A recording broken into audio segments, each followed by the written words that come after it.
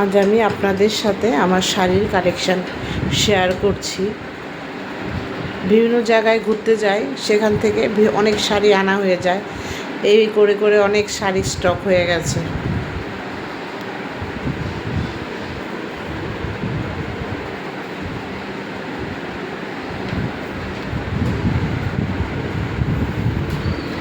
এখানটায় আরেকটা আলমারি,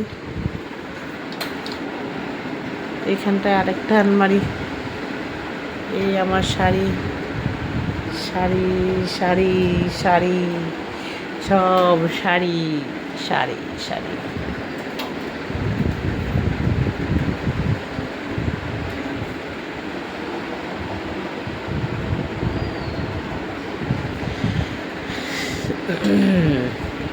ভালো লাগলো।